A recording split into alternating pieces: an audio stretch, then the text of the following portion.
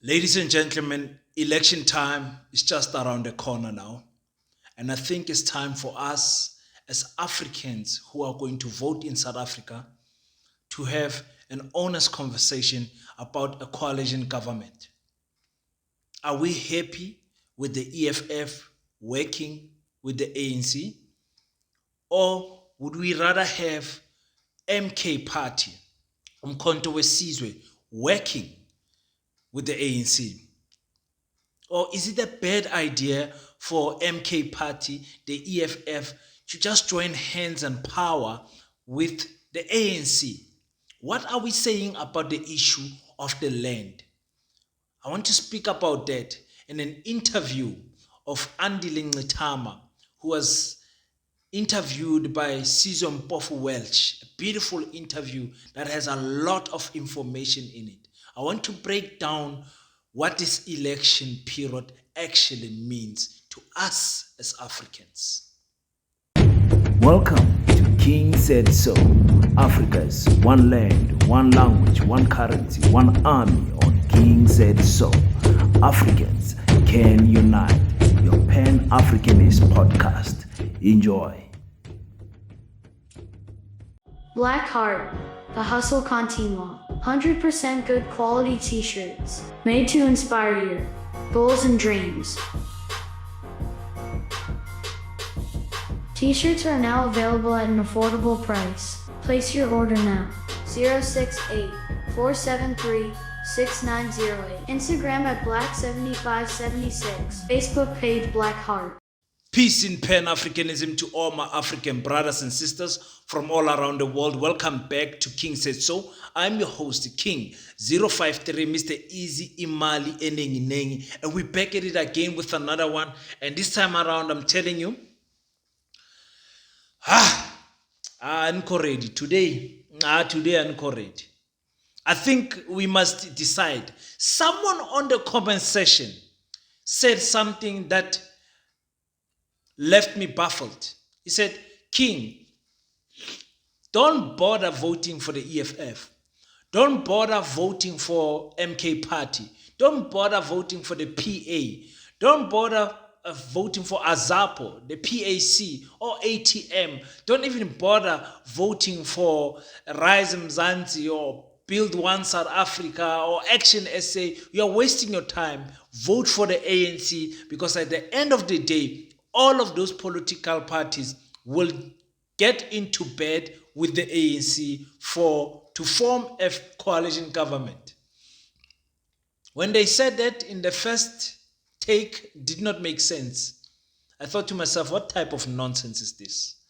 But when I thought about it deeply, and with recent events happening, it looks like all the political parties, including the DA, are willing to go into negotiation with the ANC post the election after the results to see how they can form a coalition government. Now, the ANC, depending on the percentage they need, if the ANC is somewhere at 45%, the ANC will definitely go with the smaller parties. AZAPO, the PAC, ATM, Action SA. The ANC will pick those small ones because they will have leverage above them. But if the ANC is anywhere close to 40%, meaning 42%, 39%, 40%, 41%, they're going to need the DA, or they're going to need the EFF, or they're going to need Umkhonto weSizwe. The ANC will be spoiled with choice. Now, the question is then, do these political parties actually want the ANC out? Let me tell you something. No. These political parties don't want the ANC out. These political parties, most of them, when they speak, they want Cyril Ramaphosa out. Now, Andile Mngxitama explains it very well when Sizwe Mpofu Welch was interviewing him, that the problem is this Cyril Ramaphosa.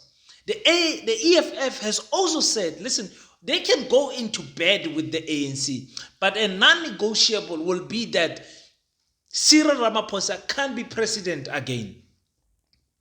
That's what the EFF said. Whether they will change their tune or not, we don't know. Whether Mkhonto Wesizwe will change their tune or not, we don't know. Let's listen first to the comments of Andile Mngxitama, one of the brightest thinkers here in South Africa in the political space. You know me, I consider Andile as a pure Pan-Africanist that does not shiver or beat around the bush when he's speaking about Pan-Africanism and being patriotic to black people.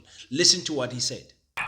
I think Ramaphosa has been able to use this notion of accumulation through crisis. So there's been massive crisis in the state institutions. Take ESCOM, for instance, is a good example how they mess it up. And SAA, which they managed to sell. Accumulation through crisis is that you create a crisis to justify particularly privatization of state assets. So our people will also say load shedding, so much load shedding, it's fine, let's sell this thing. And then in this way, his friends would accumulate.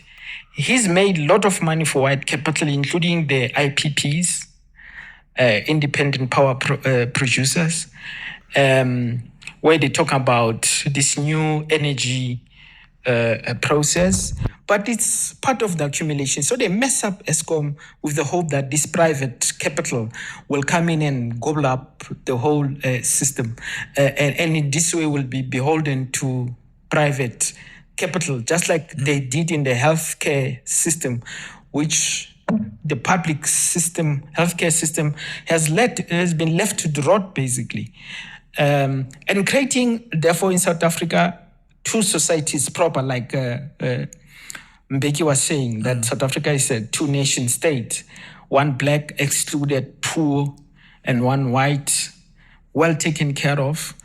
And with a tiny middle class, black middle class being absorbed into it. You know, Steve? Let us say in the event that you get very close, and the ANC says, look, let's talk. You know, you've said yourself, you know, in politics, no friends forever, no enemies forever. You know, these things can be negotiated. We talk to everyone. We talk to DA. And I'll come to that scenario. I'll come to that. You are, for now, the enemy number one, but maybe it won't be for long. Absolutely, who knows? Yeah. Politics. Yeah. In the scenario where the ANC does come and say, let's talk after the elections, let's talk, we can do this, right? And their candidate remains Cyril Ramaphosa as the president, would that be a deal breaker for you? Absolutely. Cyril, you know, you guys must get someone with courage to just do a documentary about Cyril. Cyril didn't attend Mandela's inauguration because he was angry at Nelson for not putting him as a deputy president. Because the Oppenheimers have been touting him that he will be Mandela's deputy president. Cyril has been self-seeking, and he has been saving the Oppenheimer and the Minel family and all of them with loyalty, not now. From the 70s. From the 70s, Cyril has been working with these people. Cyril went to establish a new NUM, a union of mine workers without being a mine worker. Cyril has never been a mine worker. Cyril has never been underground a mine. He went to school to do law. When he came back, he served as a legal officer in the Oppenheimer family. Then there was a commission of investigating black workers' conditions or something like that, which came with recommendation that unions of black workers must be recognized. Upon realizing, the Oppenheimers, that now these people are going to be recognized, they're going to cause a problem, sponsored the formation of the NUM. For some reason, he found himself in the UDF, then in the reception committee of Nelson Mandela. So when Mandela walks out of Portsmouth prison, you must look at that video. You don't know whether Cyril is a bodyguard or what, but he's there giving the car direction. By the wall is the one who's holding the mic. This guy is infiltrating Nelson. When Nelson arrives, sleeps one night in Soweto, and then comes back to comes to Johannesburg. With which money? From where? And then he stays in the Minel's family house. Now, the Minel are one of the big mining families in South Africa. So when you say he stayed in Minel's family house, you're thinking, oh, maybe it's a complex. Same house. He meets Minel's children on the passage wearing gowns. Minel's child, when Mandela passed on, said, we used to see the names we see on TV at our house because these people used to come there and meet Nelson. He moves from Minel, he goes to Sexen Hotel. He moves from Sexen Hotel, he goes to Houghton. We who have been working, we have now been to prison. When we buy houses ourselves, we get questioned, how can Malema buy a house in Sandton? Mandela bought a house in Houghton. With which money? Why did Mandela get money to buy the house? This one, Cyril, was at the center of compromising Nelson. So if there is anything that white establishment and the Oppenheimers in particular have on us, is Cyril Ramaphosa. Now you heard from the EFF, you heard from, I can't say Mkhonto Wesizwe, but from Andile's point of view. The issue is this Cyril Ramaphosa. Cyril Ramaphosa has to go. I agree with that. But for me, I'm asking the fans, I'm asking the fighters, I'm asking the soldiers of Mkhonto Wesizwe, I'm asking the voters, if Cyril Ramaphosa is removed, would you be happy with EFF going in bed with the ANC? If Cyril Ramaphosa is removed, go on the comment section and type King if he's removed, sharp. Mkhonto Wesizwe, I'm asking you the same question. If Cyril Ramaphosa is removed from the ANC speaks to him on the side and say, hey, man, step aside, man. We want to work with Mkhonto Wesizwe, pull Paul Mashatile there, and maybe, I don't know, Jacob Zuma or whoever from Mkhonto Wesizwe as deputy president, and give them some portfolios. There's 30 ministers, so they can make a plan, give them some portfolios. Would you be happy with Mkhonto Wesizwe working with the ANC? On the comment section, I want to hear what you're saying. Because let me tell you what is going on here. If you guys don't give the EFF majority, if you guys don't give Mkhonto Wesizwe and EFF and others the majority, then you are pushing these political parties to a coalition. And there I say, actually, all of you are anti-Cyril and not anti-ANC. If you are happy with Mkhonto Wesizwe or the EFF working with the ANC, with or without Cyril, listen to me, then you don't have actually a problem with the ANC.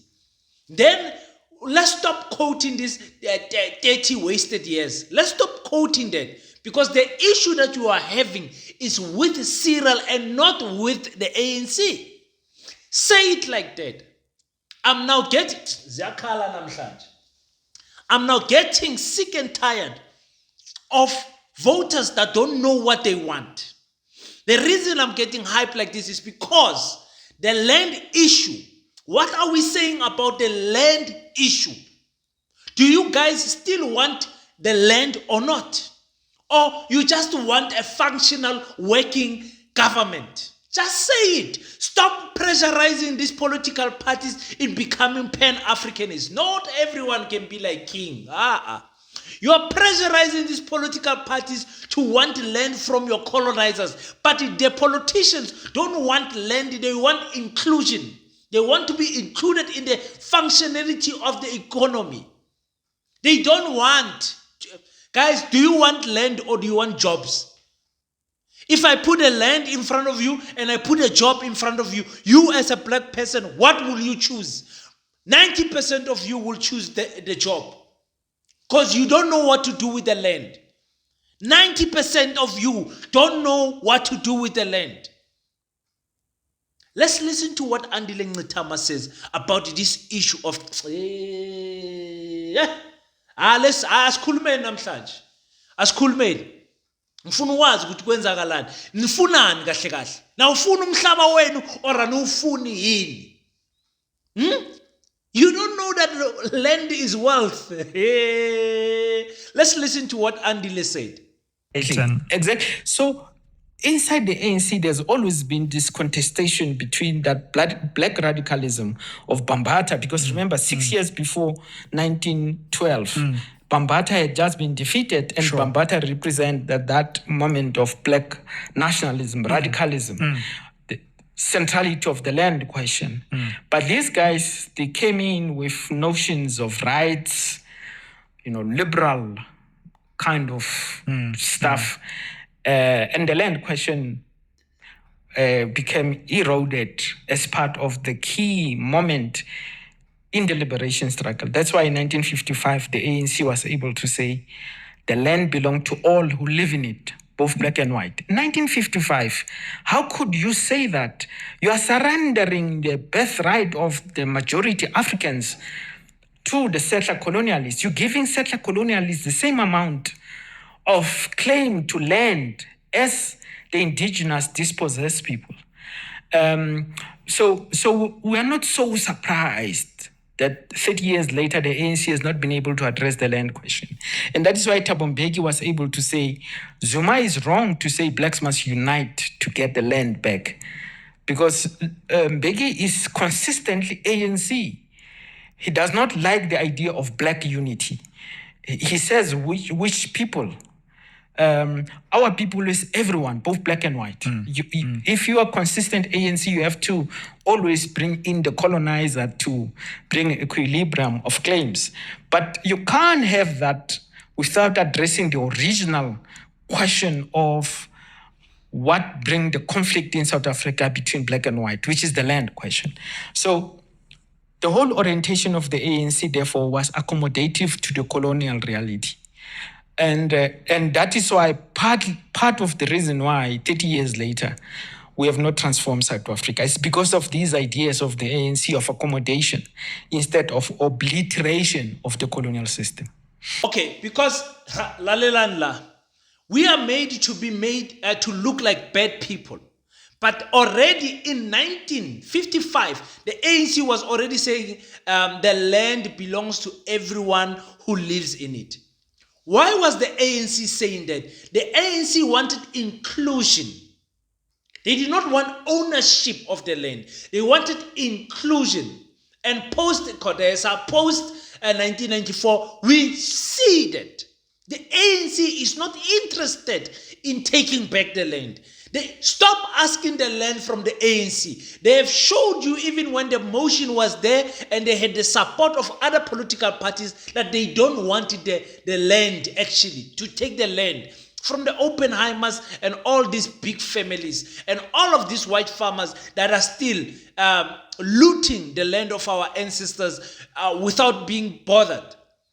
Some of them, by the way, they never bought this land. It was given to them by their ancestors, and from there their ancestors killed our ancestors to get the land.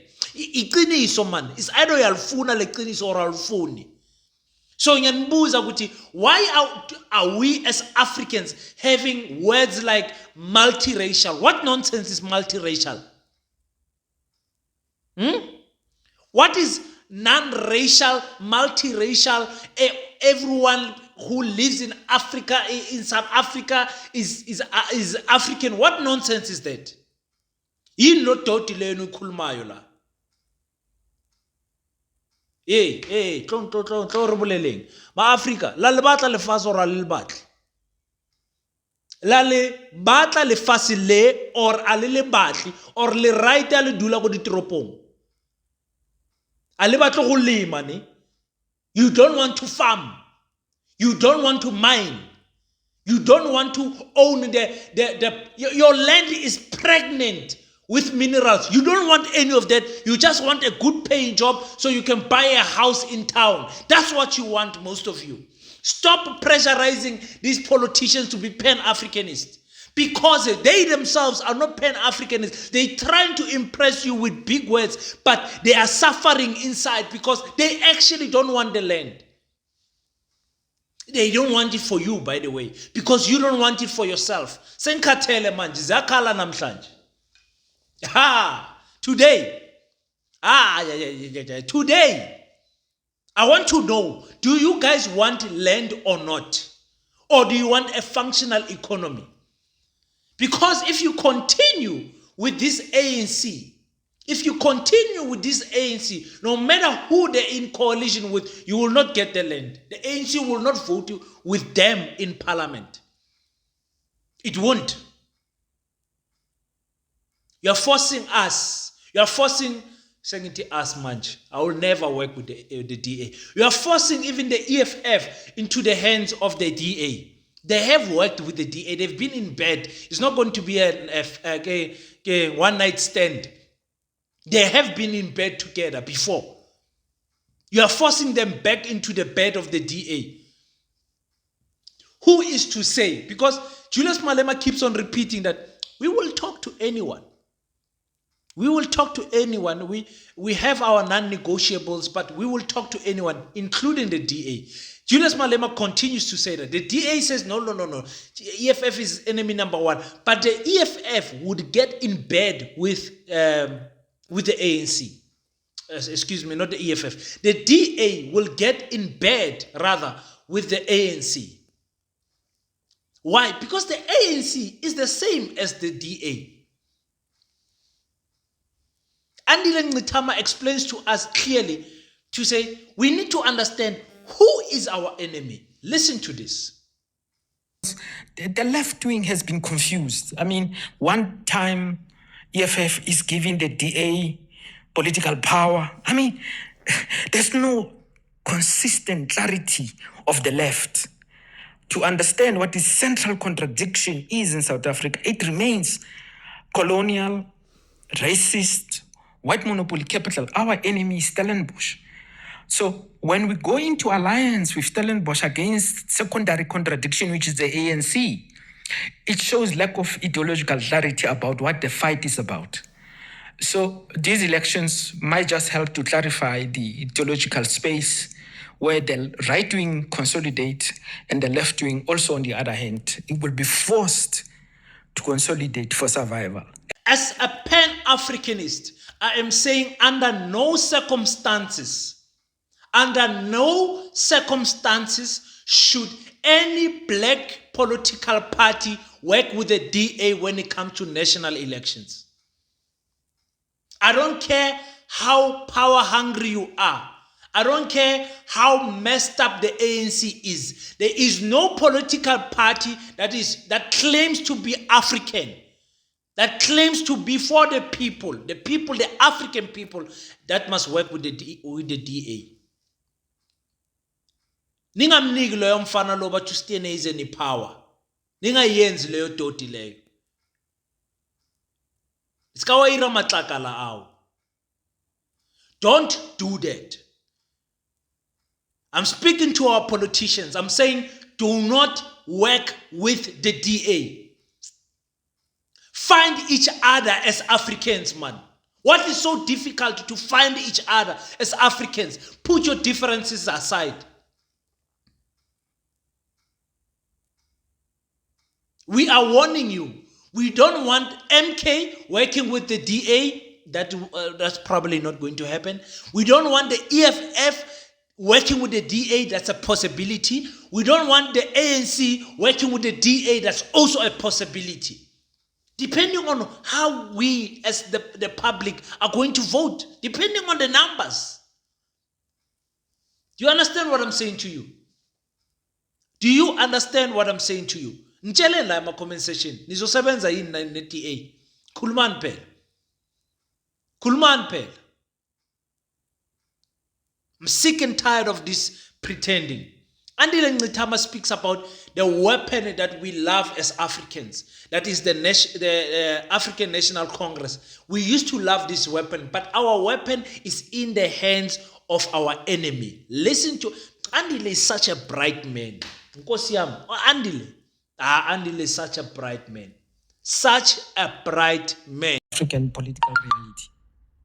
Because we are run by white power, as it is. But this hiding behind this ANC, which our people still, sometimes I think about it like if your weapon has been captured by the enemy, but you still have emotional attachment to the weapon, which is now directed at you, which is exactly what happened with the ANC. ANC is properly captured by white capital. I mean, its articulation of policies, the fact that, for instance, they have created the condition for no land expropriation without compensation happening. It has been a political football, and in fact, in these elections, the land question has fallen off. It is out of fashion. True. It does not have the same political, currency that it had in the previous elections. And that is part of how the ANC has frustrated the process, watered it down, talking about nil compensation instead of land expropriation without compensation, a very clear statement which was needed. So if the ANC was to fall below 30%, then the DA will probably insist on having its own president. And in that situation, you will have a white president, which will be consistent with the 30 years of the ANC rule, which has been a rule for whiteness. That is why workers in Marikana were murdered like that, because they were black, and bullets of the state, of the ANC state, can be directed at blackness in that way. Now, ladies and gentlemen, when Andile speaks about the weapon that is in the enemy's hand, and that weapon is now being used against you, he's speaking about our politicians, not only the ANC. Not only the ANC. Yes, it looks like the ANC is completely in the hands of the Oppenheimers. How can they not be? How can you expect Cyril Ramaphosa, who has studied law and came back to work in a firm of the Oppenheimers, to turn against the Oppenheimers? Do you know how much the Oppenheimers gives to the ANC? Do you know how much the Oppenheimers funds all of these political parties, excluding the EFF and Mkhonto weSizwe so far? Huh? Remember, the Oppenheimers are happy with the divided nation of African people. They are happy with that. They will fund 300, 700 political parties. They don't care. They've got the money to do it. And here's another thing I want to ask you Africans. If indeed, and it is true, that the Reserve Bank does not belong, listen to me, does not belong to the state, who is to say these private people are not printing currency and just taking out of the Reserve Bank? Who stops them? Who will stop the Ruperts and the Minels and all these De Beers and all these big families who own shares at the Reserve Bank to print money and do as they please? Someone tell me who will stop them. There is no one of government that's monitoring what is happening at the Reserve Bank. That big black building there in Pretoria, Church Street. I want to know who will stop them from printing money and giving AfriForum, printing money and giving it to Orania, printing money, giving it to Kleinfontein, a white-only farm, Fatherland, a white-only farm. Who is to say they're not doing that? If they can manipulate our currency, just under our nose, us watching, and nothing happens to them, who is to say they are not printing money? Who is to say they're not printing money every day by Baki, and they drive around and they give it to white people. Who is to say they're not doing that? Know your enemy. And my issue with you, Africans, is that you have forgiven people that did not ask for forgiveness. You have forgiven people that are not sorry for the historical injustices that happened to your ancestors. And as a result, you are still suffering till today. Apartheid is a system. Apartheid is not a government. The system continued. The government stopped, but the system still continues till today. You see it in the, I don't know what is, when you are African and you are voting for the DA, angazi what, we need to diagnose you. We need to check if you are okay here. Because what John Steenhuisen said about the Western Cape, what John Steenhuisen said about Limpopo, Mpumalanga, and Northwest, what John Steenhuisen said about the Western Cape and the small political parties campaigning in the Western Cape, what he said clearly proves the intolerance of white people for us as Africans. Listen to this. Progress to generating opportunity and building a better future for all of us in this province is complacency and mercenary parties like the PA, like Rise Mzansi, like Good, and like the NCC. Because they're not interested in taking on the ANC. Why aren't they campaigning in Limpopo and the Northwest province? Why are they coming to the Western Cape? Why are they coming here to try and unseat the only government that created 300,000 jobs last year? Why are they coming here to the only government that arrested through its LEAP program over 27,000 criminals in the last year? Why are they coming here to an economy that's working, with schools that work, that give opportunities for more people, with public transport systems that work? Why here? Why not they focusing their attention on the real enemy of progress in South Africa, which is the ANC? And I've thought about this, and I'm going to tell you why. I'm going to tell you why. It's because they know that there's nothing left to loot in the other 8 provinces. Alles is opgeëet. Daar's net geld hier in die Weskaap. The rest of the country is bankrupt. That's why they want to come to the Western Cape, because they want to get their hands on the budget and the money that's been well looked after by our government here under Alan Winde and his team in the Western Cape. And let me tell you, if they get that right, it's going to be the biggest bank heist you've ever seen. Now, ladies and gentlemen, it was Gayton Mackenzie himself who told us in one of the interviews to say he was approached to be given something like a few millions. I don't want to call a wrong number out. A few millions. They said, listen, here's some few millions. Do not campaign in the Western Cape. White private companies coming to Gayton and other black political parties to say, do not campaign in the Western Cape. Others, they say, campaign, but do not put any effort. Take this much, but don't put any effort. Do not motivate your ground forces to run. Don't campaign. We need the Western Cape in the hands of the whites. And this John Steenhuisen young boy, low and matric low, he is the one who is speaking the racist tone. I don't know if you are black, how can you not hear him? He is actually saying black parties must not campaign in the Western Cape. The Western Cape belongs to white people. The Western Cape is clean. We have files of Western Cape government stealing money. DA members stealing money in municipalities. They make it as if they are clean when they are governing only for white people in the Western Cape. The colors are forever living in an area where there is killings, there is poverty and everything. The black people are suffering in the Western Cape. But you are forgetting that, you black people who are voting for the DA. Nakula man.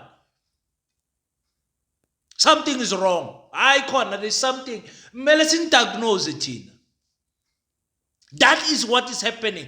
How can John Steenhuisen go scot-free for uttering such statement? The IEC said we need to be free and fair and be tolerant. He is saying, why are these other political parties campaigning in the Western Cape where there is white people? Why are they not campaigning in Mpumalanga, in Limpopo and Northwest? He then says they are stealing there. Here we are not stealing. That's what he was saying. But we are tolerating this as black people. We are tolerating this type of nonsense. And you want to tell me there's a black political party that will work with this boy? There's a black political party that can work with this boy?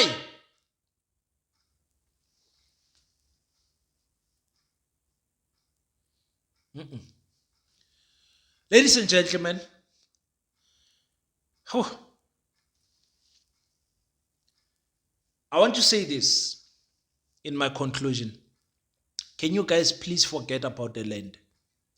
There is no EFF that is going to give you the land. There is no ANC that is going to give you the land. I'm not sure how will MK give you the land. I'm not sure. I'm not going to say they're not going to give you, but I'm not sure if it's possible. I'm not sure. Because even in a coalition government, the MK will need the EFF and other political parties. The ATM believes in South Africa belongs to everyone who lives in it. The EFF believes in South Africa belongs to everyone who lives in it, black, white, pink, green, yellow, LTBG, plus, whoever. So I'm not sure what is the stance of Mkhonto when it comes to land and how they will deal with it. I will say this also. How political parties speak about their colonizers tells me if they are Pan-Africanist or not. When a political party speaks about the white colonizers, when they speak about land, when they speak about taking back the land, I can hear if they are Pan-Africanist or not. Because we have allowed these political parties to dilute the meaning of Pan-Africanism. They are no longer patriotic to African people. No longer. So it is with great sadness that I'm going to tell you guys, stop pressurizing these political parties with land, because number one, the citizens themselves are not ready for land. Some of you are not ready. Some of us, we know what to do with the land. We know how to farm. We know how to raise cattle. We know what to do with the land. But most of you actually just want a functional government. You want inclusion. You don't want ownership. You want to be included. A person says, "Resqueezing in, man, resqueezing in, sfageni nati." That's what you black people want. You no longer want what was rightfully yours back. You don't want it. Stop pretending. Because you make people like us who are true Pan-Africanists, we look like monsters who want revenge and want to chase people to the sea and all. You make us look like that for wanting what is rightfully ours, for demanding what is rightfully ours. If you are not going to take that mine from that white company, if you are not going to take the mine from that white family, actually, what land are you expropriating? If you are not going to take the farm from that white family that has been farming there for 60 years plus, for 70 years plus, for 100 and something years, they've been staying in that land for more than 100 years. If you are not taking that land, which land are you expropriating? And again, my final thing about land expropriation without compensation, because they are now playing with us, they say the land will belong to the state. So the land was taken from black people by the white apartheid regime to white people. The Afrikaner owned the land. And then later you are telling me when the black government takes the land, it's going to keep the ownership and not give the ownership to black people. What nonsense is this? Why must we, when it's our turn to get our land back, we don't get it, the land must be in the hands of the state? Why? Why can't you give me my land? Because you want to make the white people happy. You don't want them to feel like you took it from them.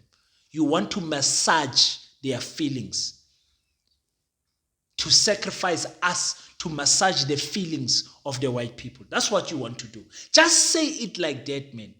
Say it like that so that we can know your position when it comes to land. Stop pretending and playing with our feelings. Stop it. How? We're going to take the land from white people, but it will be state-owned. Hey, man. State-owned. Are you going to give me the land or not? No, we're going to give it to you according to your needs. What needs? Is the land mine or not? That's the bottom line. Is it mine or not? A thief can't steal my car. And then the police goes and get the car, and when they got the car, they don't want to give it back to me. They are saying they will give it to me when I need the car. I must call them and come use the car. But after I'm done, I must take it back to the police station because the state owns the land. What nonsense is this?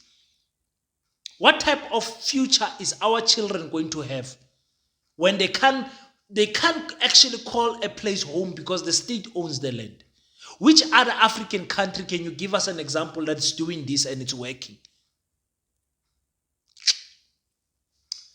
Oh, ma-Africa, angazi sovuka nini. Angazi sovuka nini. Angazi sovuka nini. But anyway, if you haven't already, watch the interview of Mr. Nelvis Kekema, the president of the Azapo party. Please make sure that you watch that interview. It's got a lot of information. I'm sure you're going to learn a lot from it. And I thank you everyone that has clicked the subscribe button, the support of the channel. I'm very happy with it. I'm going to try and get you guys more interviews if I can. Until we meet next time, don't forget to pray. And after you pray, African child, do your best so that God can do the rest. Peace in Pan-Africanism. I salute you.